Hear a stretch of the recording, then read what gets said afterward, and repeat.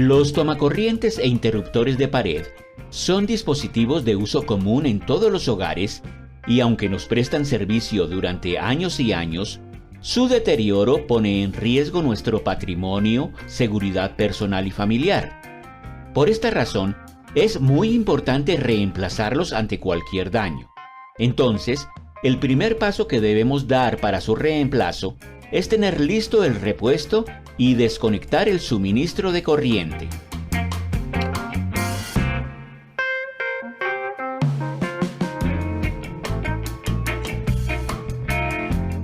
El repuesto está fabricado con todos los estándares, de manera que las conexiones no se pueden hacer de cualquier forma. Observaremos con mucha atención que cada tornillo corresponde a una función especial. Probamos pues y retiramos la tapa superior para alistar los tornillos con los cuales lo vamos a sujetar a la pared.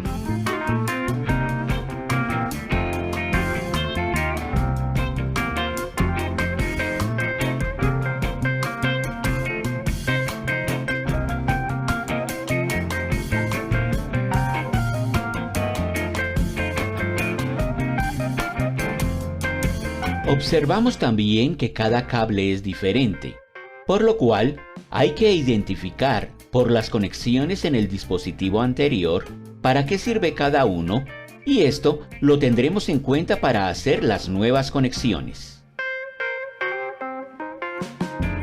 En el caso de que seas experto y dispongas de un voltímetro puesto en voltaje alterno, puedes comprobar con más seguridad para qué es cada uno de los cables.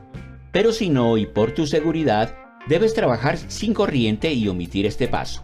Habiendo hecho la comprobación, ya puedes desconectar todos los cables y pasar al siguiente paso.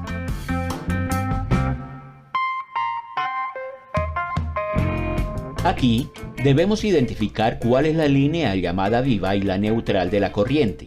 Cada una de ellas tiene una posición única. Para esto usaremos un elemento llamado tester que se ilumina cuando tocamos el cable vivo. Note que con la punta tocamos el cable y sujetamos el tester con el dedo puesto en la posición superior. Apagaremos la luz para notar que el piloto solo se enciende al tocar la línea viva.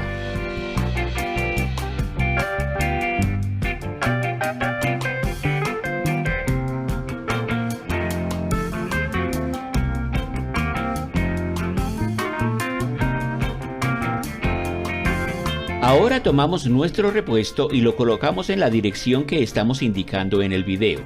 Puesto así, debemos conectar el cable vivo al terminal superior, el cable neutro al terminal inferior y el polo a tierra al terminal redondo de la derecha. Los otros dos terminales son para el interruptor de la luz del cuarto. En este caso, hacemos un puente con un pequeño cable desde el terminal vivo de la corriente a uno cualquiera de los terminales del interruptor. Así, el cable que quedará libre es el que corresponde al bombillo de la iluminación.